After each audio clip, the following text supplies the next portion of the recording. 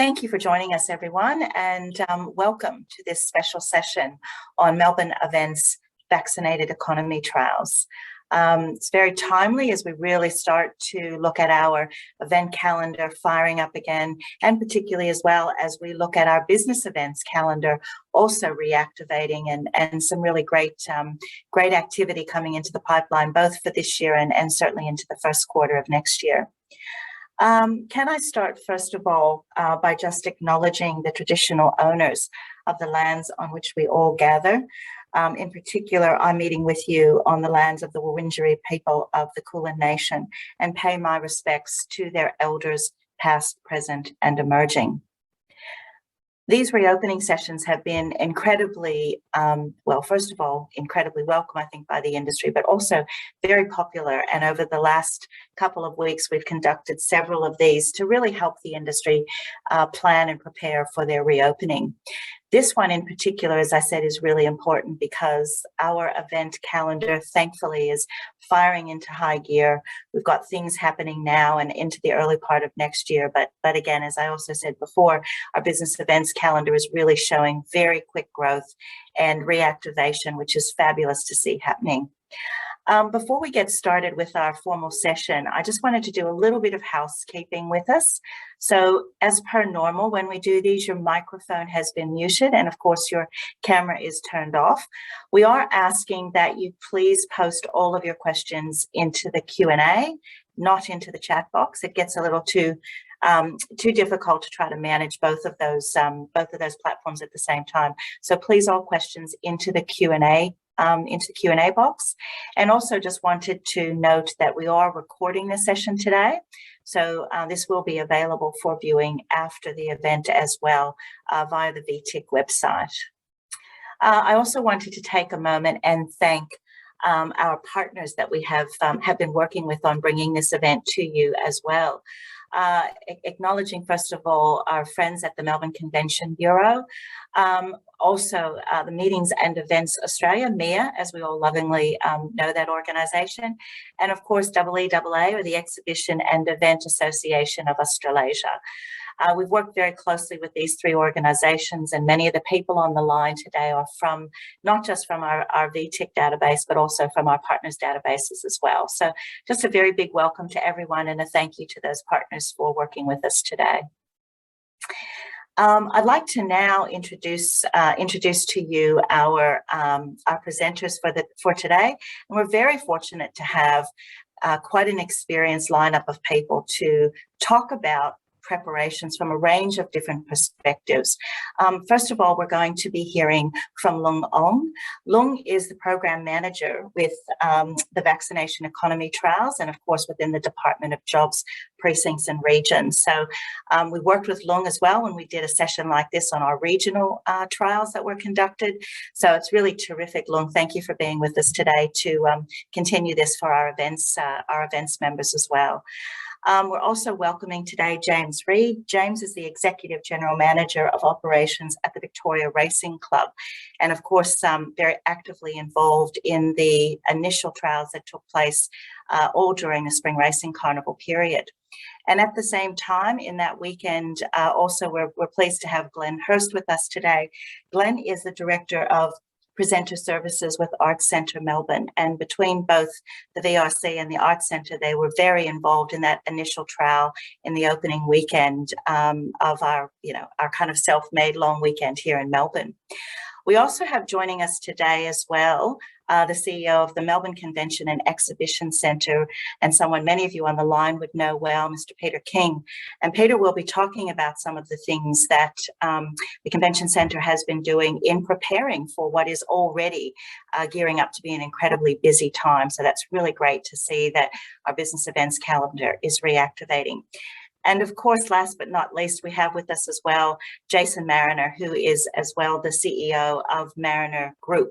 And Jason has some initial learnings from obviously the wonderful reopening of our theatres here in Melbourne. And we're talking a bit about the experiences with Moulin Rouge, but also as they prepare for the reopening of Harry Potter at the Princess Theatre. So welcome, gentlemen. Really lovely to have you all here with us today. And we're going to start, Lung, with, if you would be so kind to probably just give a little bit of an overview of the purpose and the context around these trials and how government has used them, hopefully as well, in informing some of its decisions and changes to restrictions that are not far away. We're very hopeful to see further easing. Everyone's looking very forward to that over the next week or so. I do want to just preface before Lung does speak. While Lung is with the department, he is not with the health department, and he will talk to us about the experiences of DJPR and the work that they've done around the trials. But Lung is not able to really answer any questions that might be more of a health restriction nature. So if you have those types of questions, we will need to take those on notice. Lung won't be able to answer those today. So over to you, Lung, and thank you for being with us. Thanks, Felicia, for the opportunity. And I've got a few slides, which I'll put up in a moment to take everyone through, in particular, the regional trials and the experience we had there. Of course, the Vaccinated Economy trial was a bit broader than that and did include two significant events as well, including Play On Victoria, the Sidney Myer Music Bowl, and of course Derby Day as well. But I won't go into those in the slides. James and Glen are best placed to speak to those, but there were lessons learned out of the regional trials which helped to inform the two significant events and some insights here which I'm excited to share that hopefully others joining us today can draw from as well. So I'm going to try and share my screen. Hopefully this is coming up for everyone. Yeah, that looks good, Lung. If you could just, are you able to put it on present? Full Perfect. screen. Yeah, fantastic. Thank you. So I guess by way of background, the overarching objectives of the regional trial was really to enable not only government, but businesses and community groups as well to work together and work through the practical, operational and technological implementation of managing a more permissive setting that was tied to, I guess, vaccination status or exemption status. And in this case, particularly in the lead up to phase B, which was at 70% double vax threshold, which took place, was achieved on the 21st of October, slightly ahead of the target. Forecast date, I think, of the 25th at the time. So the trials actually kicked off in region on the 11th of October with the view to give us at least 2 weeks, around about 2 weeks, to try and put some of these practices in place to draw some lessons and then to try and inform how we approach the broader rollout and implementation. Specifically, the trial was looking at the verifying process for customers and patrons for their vaccination status and exemption status. That was both digital and non-digital. Looking at what obligations, training and support was needed for businesses as well as patrons to meet the vaccination mandate. What sort of communications would assist in terms of that change management and education. The extent to which the vaccination mandate can actually be effectively enforced. Of course, testing the mobile technology platforms and for the state, of course, that's very much a service Vic app and its integration with the Commonwealth sort of platforms in MyGov and Medicare Express apps. And finally, to look at what would be involved in the change management and integration process between both the state and Commonwealth systems and processes. So this slide gives an overview in terms of how broad the regional trials were. We selected 6 LGAs to participate in the trials, being those that were most highly vaccinated and with the lowest to no cases of COVID-19 to try and manage risk. And we tried not to put all our eggs in the one basket in case there was a breakout in any of those LGAs and a lockdown. We worked very closely with 13 peak bodies to help us run an EOI process for interested businesses and worked with them to shortlist those businesses down to 14, which you can see listed there across the 6 LGAs. And the goal we were trying to achieve here was having a really good diverse mix of businesses, from cafes through to pubs, galleries, and racing meet as well. And that was just to ensure that we could draw from as broad a suite of lessons learned as possible. So that kicked off on the 11th of October, and approximately half the businesses were operating under trial settings from day one, which was incredibly impressive, and kudos to all the businesses for mobilizing so quickly. And certainly by about day 4, I think everyone was well and truly operating under those trial settings. So in terms of the settings themselves, they're quite familiar to all of us here. They're really not that different from what we're all experiencing today by way of check-in processes and requirements. So we were testing both a digital form of using the Service Vic app to check in, and you'd see what was permissible at the time, and still is the case now, is that double tick on your Service Vic app, or if patrons presented with hard copy evidence of their vaccination or exemption status. And there are various examples that are acceptable, which are available online now. Patrons would be allowed in. And then, of course, to test where patrons could not present with any evidence or weren't double vaccinated, just how easy or challenging it might have been to check for that, and of course to turn patrons away under those settings.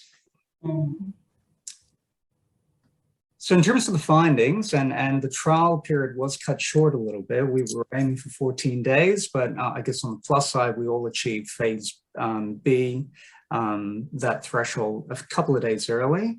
But nonetheless, certainly by the end of the first week, we had a rich set of data, and here are just some of the key findings that we took away. So across all the businesses, that they were generally positive and were successful in applying the requisite settings for checking vaccination status. Quite expectedly, there were teething challenges at the very start. In the first few days, I think there was quite a high percentage, roughly a third of patrons needing to be turned away for not having their vaccination evidence available, and certainly probably a poor level of public engagement and education at the time of what they needed to do ahead of showing up.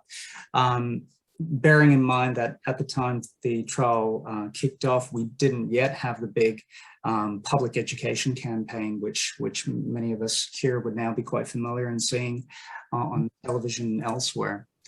But that number did decrease over time. I think by the end of the first week, some businesses were seeing around about 90% compliance, and of patrons showing up with their Service Vic app and digital certificates ready to go. So that certainly changed very quickly after the first few days. Many businesses attracted negative online sentiment. This particularly came from your anti-vax cohorts and the like. But this did rapidly diminish over, after the first couple of days. And I think the finding was that most of the negative sentiment did not come from local patrons or community members. And almost all the businesses found that in terms of the regular patrons, members, and community, that they were all largely supported. So I think that did help to sort of counter any sort of anxieties and stuff that might have come about from the online sentiment at the beginning. And certainly there were no security issues or anything that was observed or reported by any of the businesses. There were a lot of effective workarounds that businesses were able to implement, and I'll go through some of these tips and stuff that they've shared with us, and we've shared with others since. Many of the businesses found themselves in a situation of having to provide some level of tech support to help patrons connect up their digital certificate to the Service Vic app, or to indeed download it altogether. And this was observed particularly in the older cohort, and certainly some of the culturally and linguistically diverse groups. Some LGAs were extremely proactive and did an amazing job setting up mobile vans that actually traveled around to some of the trial sites to provide some of the tech support to community members and patrons. But certainly the use of the digital certificate and the uptake was rapidly increasing over that period. But by the end of that sort of first week, there were about 2 million digital certificates downloaded and linked up to the Service Vic app. So the uptake was extremely high, certainly by the end of the trial, and obviously it's just increased since. So a lot of these insights were fed back to our government colleagues, policy leads, and so forth, and of course to our colleagues and friends at the Arts Centre and the Victorian Racing Club for the significant events that they delivered. So there were heaps of benefits that came out of the trials. I won't go through all of them here, but it basically allowed us to undertake almost daily sort of feedback loops and reflections to hone and finesse a lot of our communications, our processes, and to help inform health policy during that 10-day period. And of course, a lot of insights that we've been able to share and are gladly willing to continue sharing with various businesses and industry groups as well. I won't stop on this one, but it did inform obviously a lot of the final products that many of you would have seen today. Many of these available on the Coronavirus Vic website to assist both businesses as well as customers. And finally, here are just some of the top tips that we were given generously from the 14 participating businesses, as well as councils, participating councils. So a lot of the top tips here are really about ensuring you prepare patrons before showing up, because almost certainly if patrons haven't done the necessary work they need to do before showing up on the day to either prepare their hard copy evidence or to hook up their digital certificate, it's almost too late when they show up on the spot. So try and prepare customers ahead of getting to the door, preferably at the time of booking on the website. And we've got a lot of copy that's available on our resources online to assist businesses with some of that wording and language. Pre-check-in areas were really useful in managing ingress at main entrances, where you can help put up a lot of signage as well as QR codes at the ready for patrons to scan or to remind them to prepare ahead of check-in. Staggered start and end times were also really useful in terms of managing any bottlenecks. Similarly, some businesses tried out fast, medium, and slow lanes as well, where fast lanes might be where customers can go if they don't have any baggage or anything to be checked. They've got their Service Vic app all connected up to their digital certificate, easy. To slower lanes, for example, if patrons have a hard copy evidence that need to be cited alongside their photo ID, or indeed if patrons have tech problems, that they can kind of go to a slow lane. And that helped a lot with keeping things streamlined and moving quickly. And also be prepared for the occasional customer who's not happy with the rules. We've got tips online to help businesses with what to say and how to obviously refer back to the vaccination mandate, that it is public health directions. It's not your business's personal mandate or opinion. So there's something that you can refer back to and lean on, and ways to escalate things for your staff members as well, just to help manage or redirect any frustrated customers elsewhere to certain hotlines and so forth, and take a bit of pressure off your staff. So they're the main sort of tips. I'm happy to speak to more later on. That's the end of my slides there, so I'll stop. Thank you. Thank you, Lung. And there are just a couple of little questions that came up, which we might cover off quickly. First of all, someone did ask if you'd be willing to share the slides if we are recording this session, so that is going to come up in the recording, actually, come to think of it. So that probably does answer the question. I didn't think we of that will when I have read a kind of industry-facing sort of slide deck as well, which Yeah. circulate around, and that might be easier to distribute. That would be great. If you could share that with us, Lung, we'll make sure that we send that around with the link to the recording as well. So we'll cover that off. There is another quick question in the chat around from which website can I find the examples with the exemption status documents that you pointed to? Is it on the coronavirus website, Lung, or where would they find that at? It is, yeah, it's on the coronavirus big website. I can send through. Can I drop the link in? Yeah, put the link in the chat. If you put the link in the chat rather than Q&A, and folk can just go into the chat and copy that link down. That'd be wonderful, Lung. Yeah. And just a couple of things, Lung touched on a few points that our other speakers will be addressing, but also too, just for the purposes of everyone on the call, we had quite a lot of our general tourism operators who contacted us about issues relating to people who were vaccinated overseas. We've had a lot of repatriated flights where people have come back from overseas destinations. They've got vaccination certificates from other countries around the world, but obviously they've landed here in Victoria because it's home for them, but they're struggling to be able to get into restaurants and cafes, and even they wanted to go to events. We have in fact got a really good answer from, again, from the Department of Jobs, Precincts and Regions, and we've put all that detail up onto our VTIC hub. So if you go onto the VTIC website, you'll see something called the Industry Support Hub. Please click on that. There's a lot of information in there about should you be confronted with a vaccination certificates that is not issued from the Australian government. So we've got that information there for you as well. Let me just take a look quickly. There is another question that's popped up in here, Lung. Actually, it was for international travellers that will not have an alternative vaccination certificate. So you will find those answers, ladies and gentlemen, on our VTIC Industry Support Hub that will tell you how to manage those issues because they are arising. Our next guest we're going to turn over to is James Reid. James was one of the two presenters with us today that were obviously involved in those initial trials that Lung was referring to. But I think, James, one of the things that we wanted to talk about today based on our discussions, obviously the RC is a big organisation.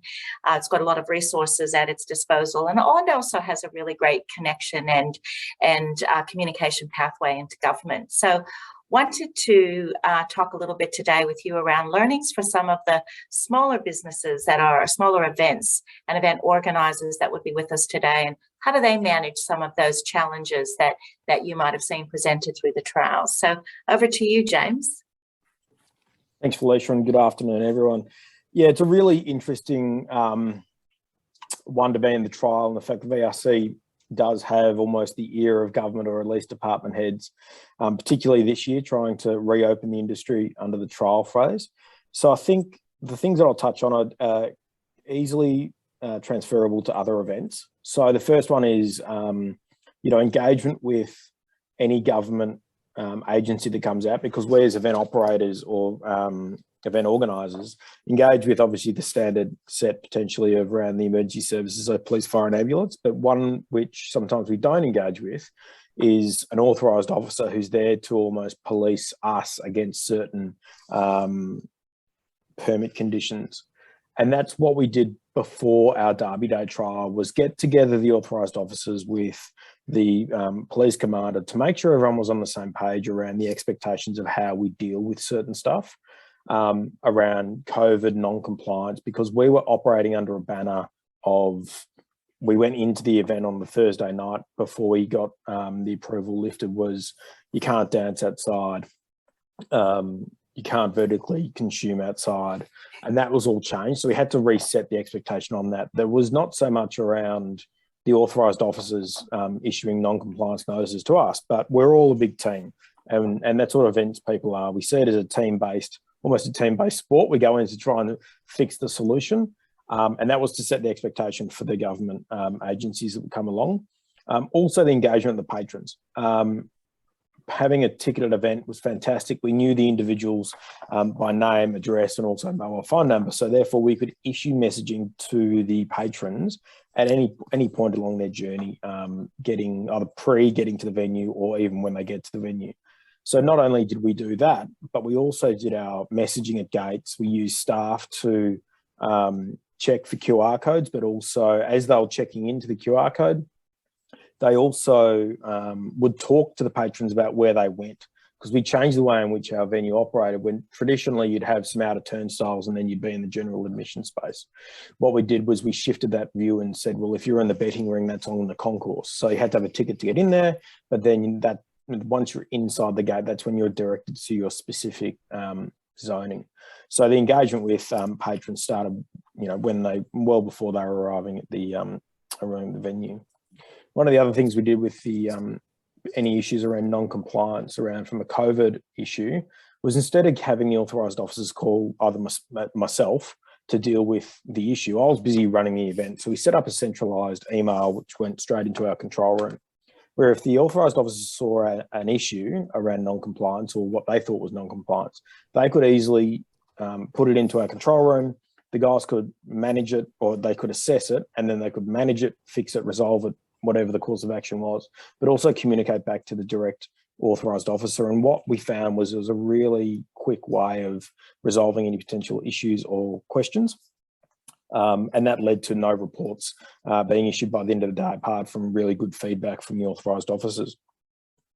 The entry procedures, we've probably touched on that. The way in which we run our event to how events are probably going to be run post 90% and into next year, they're going to be different. But I think there's, again, learnings out of that, and that is the staggered approach. So just putting another check in there and the QR code and also the vaccination status. What we really found useful was the suite of signs that Lung's team sent out pre-event, where we didn't need to go and craft the signs up. They were just signs that we printed out, we put on the tables, and if anyone had a question around the exemption, there was an example there, or even the paper-based vaccination certificate. So really, there was only one person I had to go and talk to around their exemption status, and a quick phone call, and we resolved that pretty quickly. So as a tip, if there's some government produced signage, just use those ones, because they're really clear. I think they're going to be, they're everywhere. It's just easy for business and people are recognising them. The other one, which no doubt everyone's aware of, is we had a few COVID cases on site, and people hear a COVID case and what does that mean? I go into isolation and, deep cleans, et cetera, et cetera, et cetera. We had a rolling number of cases throughout the week. Some were within the media, some weren't. But my tip for that one is, don't get scared by it. It's going to happen, but you've got to have your systems in place to understand who the individual is, if you know about it first before health call you, just to get the data. So if you can do a really good data set for the Department of Health and then actively engage with them, what you'll find is they're happy to have the conversation. And we set up a pretty clear line of communication throughout the week once we started getting our first one, to even as late as over the weekend, where we got another one linked to our event, even though it's outside it's been 14 days since, where they would advise us of what we need to do. So we didn't go out and preemptively message people. We waited for health to say, we would like you to send this message out, even though you don't need to. We would like you to send it out to the people in those zones, just to advise them that, yes, there was a case there, and that to monitor for symptoms. And that's also an internal but also external process, because we need to make sure that our staff are also being messaged the correct way. And what we did was, it didn't matter if it was a staff, one of the VRC staff members, a contractor, or a patron, we sent them all the same message, because there should be no difference between a staff, contractor, or patron. It's the same message. It's still someone we need to make sure that they're getting the right messaging, and they're either isolating or they're just monitoring for symptoms. I think, Felicia, that's pretty much me covered. Right, thanks, James. I love that we've. I wrote down vertical consumption. There's a new line that we've created in a post-COVID world. But I think one of the clear messages coming through here is the importance of communicating with your customers ahead of time, really making sure that people understand. And the good thing is now we've kind of quickly got our heads around the requirements. So I think that's terrific, but you guys have paved a great way for that to happen. And speaking of paving the way for that to happen, our next presenter was actually involved as well, along with James with VRC. The Arts Centre Melbourne was also very actively involved in those initial trials with the event at Sidney Myer Music Bowl. So Glen is here with us today, and Glen, we've had some conversations as well over the last couple of days, just in relation to the ever-changing landscape of these restrictions, which we're all really trying to come to terms with. And again, the goalpost will probably change in the next few days again. But there's been this kind of lag almost between what happens with the restrictions, but then bringing along your staff and your customers, and how important you were talking about the other day that is, particularly in managing expectations and concerns of staff in that process. So thanks, Glen, over to you. Yeah, thank you. I'll touch on that towards the end. I'll also like to add another term we came up with during the planning for this event, which was incidental dancing. So we quite enjoyed that one at the time. Our test event was a lineup of bands, and some of you may or may not know these acts, but it was quite an eclectic collection. So there was Grace Cummings, Baker Boy, Vicar and Linda, Amel and the Sniffers, and King Gizzard and the Lizard Wizard. So our demographic was around the primarily 25 to 35-year-old, skewed slightly male. So what we found was that the overall understanding and willingness to comply with the check-in process was really high. We didn't have anyone aggressive or upset about the process. In fact, any issues we had for the event were more in line with what we typically expect at a music show of that nature. We had about 25 to 30 patrons requiring tech assistance, and that's out of an attendance of just under 4,000 people. And of those, there was 2 that we weren't able to allow entry. The way there's a bit of overlap here with James's notes, but we created multiple pre-check points on our entry. So we had the first point being checking in and showing your proof of vaccination, and that was the point where we had offshoots from the main queue to assist people with tech issues. And then we just rolled into our normal bag check, ID check, and ticket check checkpoints. Really the key takeaways that we had from this event were it was very helpful for us to recognise early in managing and planning the project to stick to our normal processes as much as possible, and then just overlay the additional COVID requirements rather than re-engineering the total experience. And it certainly held us in good stead, particularly around how we manage our risk and our risk management processes. Pre-show communications was vitally important, especially, as James said, we had an approved set of plans, and then the settings changed. And so having to make sure that our patrons really knew what the latest was quite important. And the way we did it also was not to bombard them with heaps and heaps of information, but keeping it quite succinct. We created a set of house rules that were our key message points, and made them quite available via pre-show emails and on the digital tickets, etc. Reducing visual clutter on site. So we also utilised the signage, the government signage. We utilised just several large digital screens rather than lots of small signage around the site. So that was helpful. This next tip is probably challenging for quite a lot of smaller organisations, but both from a financial point of view and resourcing. But for the first few hours, we over-rostered, and that was quite helpful because none of us were what we call gig fit. We hadn't done any shows in about 6 months. And so there's a little bit of extra assistance to iron out the any bumps as we opened was really quite helpful. And then the last one, which Felicia was talking about, was just managing staff expectations. So we had quite a mixed bag of people, comfort levels going into the event. It was clear that some of our staff were quite nervous about getting back into operating events, while others were, ready to jump straight back in. So we made sure that we did additional briefings in the day leading up to the event, as well as multiple briefings on the day, so people really had a good sense of what to expect and how to interact with our customers. And for us, that's probably the main one going forward is the speed of change now is really, really rapid, and it's making it difficult for people, either our patrons or our staff, to understand, okay, what's the settings for this event in 2 days' time.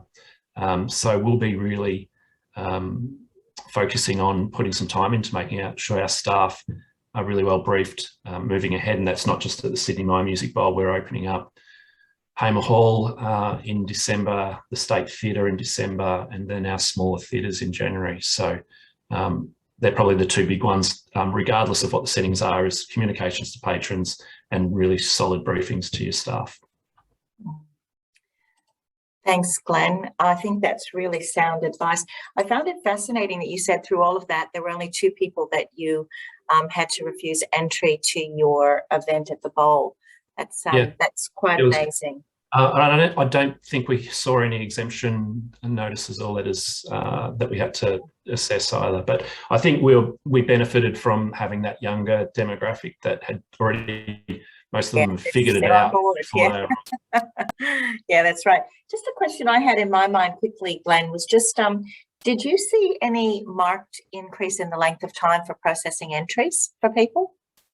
With these new, what did you see happening in terms of increase beyond what normally you would do? No, it was fine. The check-in, the QR and check-in process is really quite straightforward once people understand. Well, one thing we did do is have lots of QR codes available the length of the queuing system, so that you don't get congregations around one QR code. But for us, actually, the bag check is the one that takes the time. And we always have that at our events regardless. So, it was a problem. Interesting. That's great. Thank you so much, Glenn. Really appreciate that. And keeping with our event and major event theme, Jason, I'm going to turn over to you now. As we know, Moulin Rouge has just reopened at the Regent Theatre, and it's been a tremendous vibe that it's created in the city. But also, I think, Jason, you guys have probably confronted a few things, and some of the issues you and I were talking about was, those people who are disappointed in the rules that you have to follow and do have a problem with the idea of not allowing entry to people who aren't double vaccinated. So can you share some of those learnings? Because I think they'll be really important and interesting for the people on the line with us today. Yes, I can. Hi, Felicia. Hello, everyone. We were fortunate to be able to resume with Moulin Rouge last Thursday, which was very exciting, with a family and friends performance. And that was initially at a 50% capacity. And just to Glenn's point, I think it was beneficial, and I think it's probably an investment worth making, because obviously we're coming back when staff are not used to dealing with crowds, the business. There's just the practice of being back at work. So it was very, very useful to have a soft opening, which we refer to as a family and friends. So that was a great introduction. And then on the Friday, we moved to under a state significant event protocol, to 65% capacity, albeit currently with no food and beverage service. And then subsequently, we've had three across the weekend and performances today. And Harry Potter and the Cursed Child is also resuming at the moment, again, in a similar reduced manner with a family and friends performance at the moment. And it will have its first public performance on Thursday. I think it's just worth the point that is made and has been repeated by everyone today is obviously the advance notice and the ability to communicate, if at all possible, with patrons and customers in advance is so useful to problem solving. So we have updated, obviously, COVID safe plans. We've updated our website. We've updated social media, and we have the ability to send pre-show emails. So we've been able to deal with those that are vaccine hesitant or unvaxxed in advance, of which we've had a small number, but importantly, they've all been able to be dealt with before they arrived. I'm also too just thought, because it can be a little intimidating at times, but there seems to be 2, 3, 4 letters circulating. Tamsin, I'm not sure if you just had a copy of a cease and desist order, which we'd been sent, which just some of the letters seem to be quite formal, and can be a little intimidating. There's a class action letter circulating as well, and there's references to various articles of the Australian Human Rights Commission. The Section 109 of the Commonwealth of Australia Constitution states. So they can look, so we've certainly received a number of these letters, and I guess the point to say is that, they are probably just best ignored. That's probably okay, thanks Tamsin. Just by way of example, I'm sure from time to time, tourism operators and hospitality operators will come across these letters, and certainly that's our experience, but again, I don't think there's anything to be feared. The other issue I think of note is obviously we've had a number of people inquire about vaccination requirements of children, and of course children under 12 are not required to be vaccinated, which has solved a number of problems. So all in all, we're sort of up to about 12,000 people through the doors, and I'm pleased to say that without exception, everybody arriving at the theatre has a smile on their face and are thrilled to be back participating in live events, returning to the theatre. Very excited to be back in the city. I've seen more smiles in the last 2 days than I've seen in months, and it's actually a really exciting time. And I guess that's it. In short, been a very positive experience to date. Yeah, thank you, Jason. It has been incredibly positive. We've missed our theatres. We've missed them so badly, and having them open again is really just a really clear manifestation of the fact that we are, hopefully, fingers crossed, coming out of the worst of this. But I think, really salient points that you make around not being fearful of some of this stuff, because you are right. I have seen that is very much a bit of a form letter that's circulating. And very early on, people were very intimidated, because I did see that from some of our tourism operators. They asked about this letter, but it is pretty much a bit of a formulaic type of approach. So I think really good advice, sound advice that you give to people, not to fret, not to fear it, and to push on, because you are following public health orders. So, you do have that protection at the moment. But yeah, well done, Jason. I'm one of those happy smiles, I've got to say, because I love seeing the theatres open again. So well done. Thank you. And last but not least, Peter King, who many of you know extremely well, I'm sure, on the line. Peter, it's been a very, very, very long 20 months for the business event sector, and indeed for our beloved Melbourne Convention and Exhibition Centre. You know, you've adapted, I hate the word pivoted, so I'm going to say you've reimagined the place. You've done a whole range of different things to stay active and stay connected, but great to see that, you know, the pipeline is actually getting reactivated. You guys are getting very busy very quickly. So I think there's a lot of good advice, hopefully, that you'll be able to provide in terms of some of the things that the Convention Centre is doing right now to prepare for, hopefully, what's going to be a really busy business events new year. Yeah, look, thanks, Felicia, and say hello to everybody out there. Yeah, it's you're right. It's business events has probably been a little bit more difficult to, I guess, navigate, in the sense that the advice with regard to opening has been fairly late. So that puts us at a fairly significant disadvantage, because most of the events that we do are medium to long term. So, you know, our ability to stand up a lot of business between now and the end of the year has been pretty restricted. In saying that, we've got, you know, capacities of up to 1,000 people indoors and up to 5,000 people in outdoors and standing up situations. So we have the capacity to do events of a reasonable size, but we just haven't had the time to organise most of them. So we had a very hastily organised breakfast for the Prime Minister last Wednesday with 500 of his closest friends. So that was a fairly nerve-wracking piece of business for us, because, you know, as you say, we weren't gig fit, we weren't match fit, and we had a number of people fairly anxious about that being our first major event with the Prime Minister there. But that all went really well. We opened the Loom a couple of weeks ago, which is our new partnership, which is a digital artistic display with Van Gogh, and that's been an enormous success already. We did over 3,000 a day over the weekend, and that's based on still fairly strict restrictions. So that's been a wonderful thing to activate the centre a bit.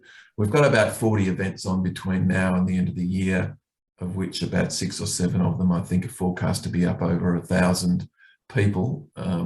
Things like Comic-Con, you know, which is always a bit of fun, is on in the middle of December. So it's great that we're getting a little bit of activation.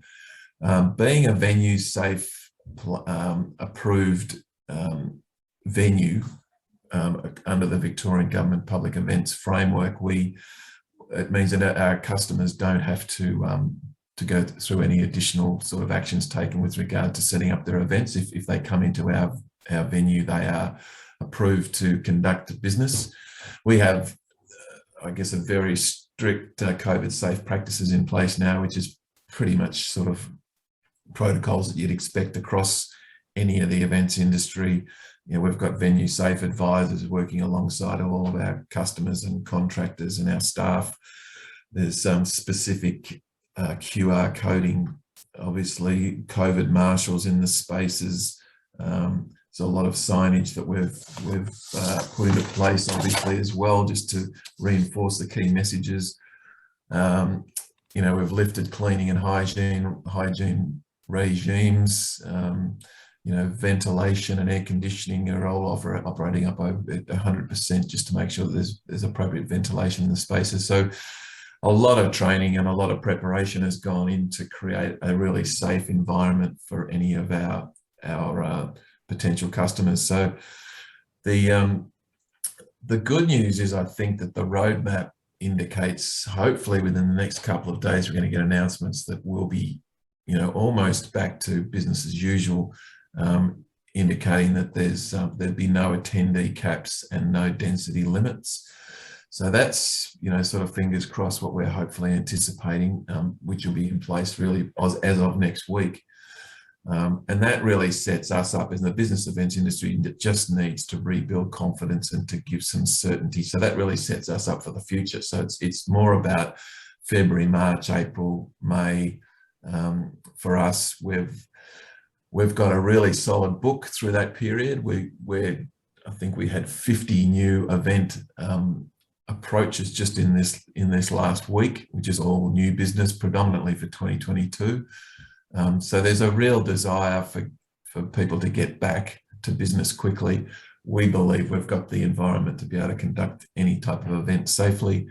I was laughing about the vertical consumption rules that we've been forced into the last few weeks. I had a couple of events this week where I was horizontally consuming or semi-horizontally consuming. So we were playing by the rules, but I'm looking forward to the point where we can get up to the incidental dancing stage. That'll be good fun. But no, look, it's pretty good. I think we're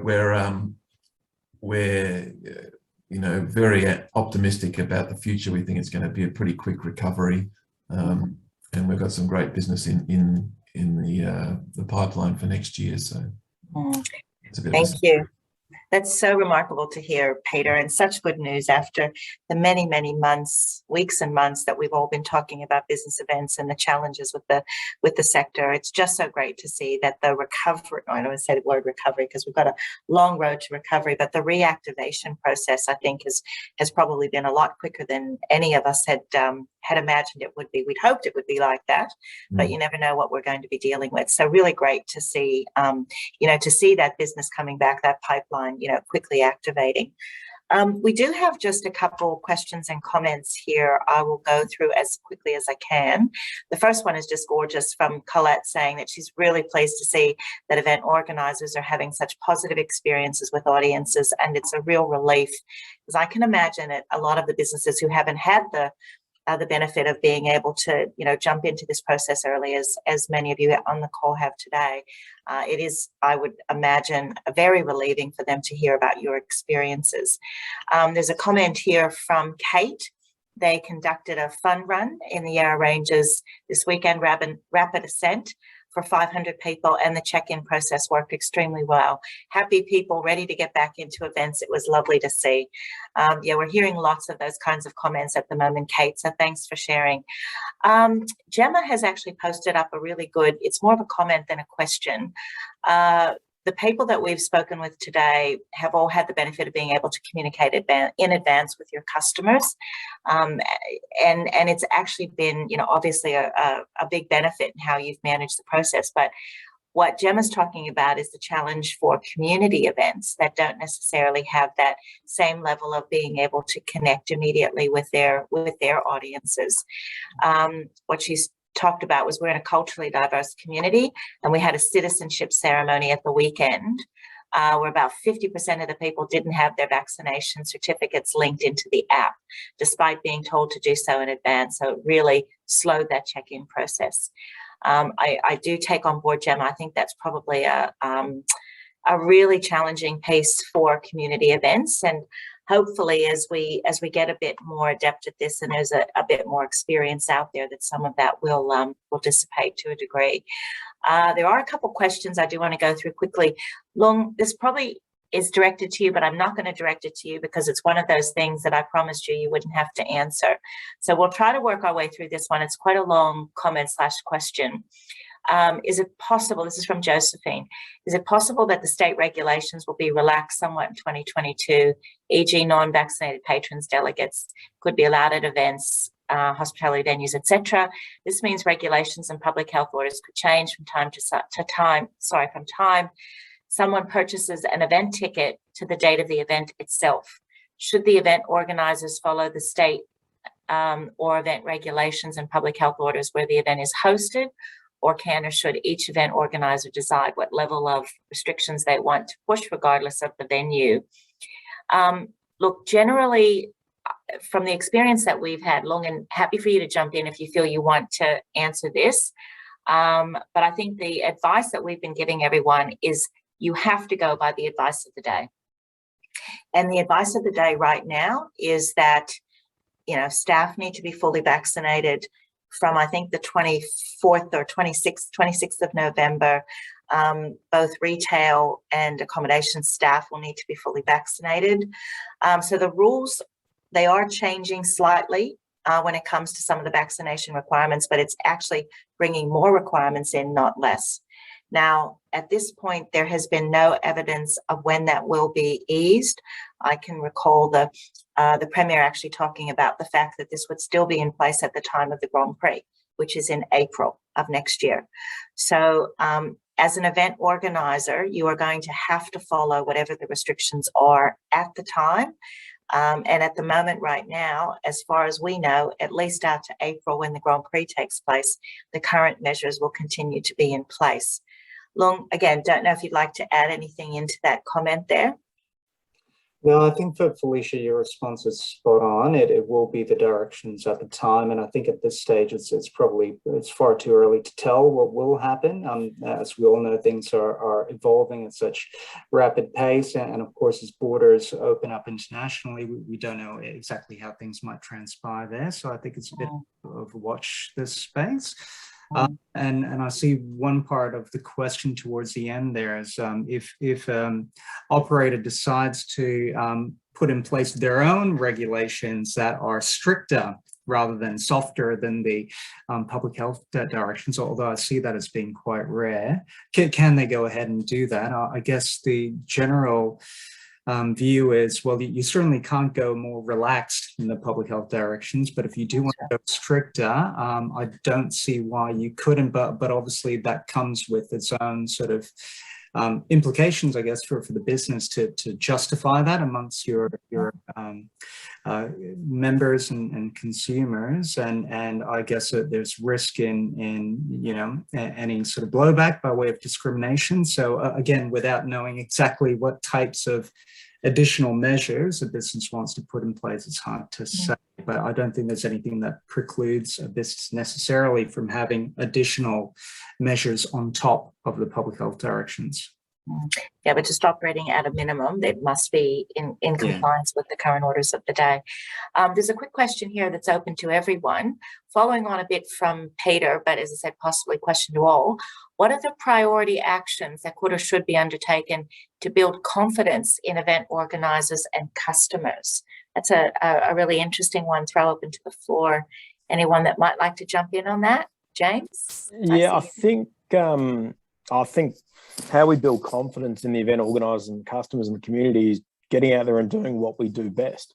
At the end of the day, it doesn't matter if Jason's putting on a show at a theatre or Glen's putting on a band at My Music Ball, or I'm running a music event at Flemington or Races. We're in the game of risk management. We do it bloody well here in the state. So get out and do what we do. I think the government has listened around the COVID event cancellation once they were steered in the right direction around the apparatus in which that could be built upon.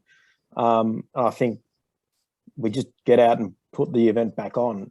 I'm not sitting here saying we made any money from Carnival. We lost a lot of money over Carnival, but I was pretty vocal at the exec table to say it wasn't about making money for us this year. It was about re-engaging the ecosystem to make sure that our staff, our suppliers, government agencies we depend upon are match fit. Look at Victoria Police. They were out there that weekend policing our event and Glen's event, but for the previous 18 months, they'd been dealing with protesters. So it's a very different aspect in which they've got to deal with the community. So yeah, just get out there and do what we do best. Yeah, that's very true, James. Anyone else want to add anything into that? Any other further comments to make on that topic? Felicia, I might say one aspect of our business that we've added in, which I think has added to consumer confidence, is just having a flexible exchange policy that we're offering, which is new. So if anybody is in a situation for whatever reason they can't, well, not whatever reason, a COVID related reason that they can't attend, that there's flexibility now to exchange those tickets to a later date or another performance, which has definitely been a positive. It didn't previously exist, but it's something which I think has given more consumer confidence to purchase. Yeah, really good point, I think, Jason, and it sort of answers a question that's up here from Kate around managing requests for refunds from those who are not vaccinated. And I think this really does point to the need to have really clear refund policies in your business now. You know, if you haven't done that already, that is something that is becoming now really critical, that you are very above board about your cancellation policies, because it is something I think consumers are really looking at. They're incredibly cognizant now of what happens if I have to cancel, or what happens if I'm not able to enter. So having those policies up on your website, being very clear about your position on this is actually really, really important. So that's a really great comment, Jason. Thank you. There's a quick question here I want to add in. I don't know that any of you have done this, but Georgie's asking, have any events trialed the rapid antigen testing at all? We didn't trial it, but Racing Victoria trialed it on the, they didn't trial it. They did it for a week leading in before the event. Right. Participants within the bubble. So before they had to come to site, they went off-site, got an antigen test, rapid antigen test, and then had to come into the venue. And from all reports, worked very well. It's an interesting one. It is, obviously emerging now as another tool that we have in the toolkit to be using. So interesting. We've had a little bit of contradictory advice from some of our international people we've been talking to who have been doing this overseas, and it's a little bit problematic. It's not probably a silver bullet, if you like. It's got some issues. So yeah, we considered it. Going into live at the bowl, not live at the bowl, play on Victoria. Logistically, it was tricky, and when we did our risk assessment on it, it didn't really mitigate the risk to any significant degree. But I do know the Australian Ballet and the Melbourne Symphony Orchestra have been using it with their musicians and dancers, so they can continue to rehearse right through the lockdown. So from a point of view of getting approval to do that, it's been useful for them. That's a really good point, Glenn. There is a comment here just back on the refunds. This is actually someone's put in the comment chat that they give full refunds for anyone who has to isolate or tested positive. Will also refund in full if they can't provide vaccination certificates. Now, again, I think this has to be a kind of preference thing. How do you want to run this in your business?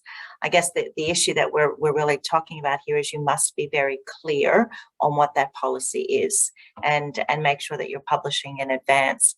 We'll probably just take this one final question and then we'll wrap up because we are running slightly over, but they're really good questions I don't want to miss. What about events where the terms and conditions specifically say the tickets are not transferable or refundable? In the situation of someone wanting to not attend an event anymore because they may not be comfortable in crowds, but purchased the tickets a long time ago before the event was postponed, etc. I think that kind of falls into how you want to deal with that respectively as a business. There isn't really a public directive to deal with that. And I think many of our businesses right across the tourism sector are grappling with this issue, but many have taken firm positions and advertised those conditions as such. It's a tricky one, and I think it really depends on the level of flexibility that you want to exhibit in your individual business. Guys, anything else?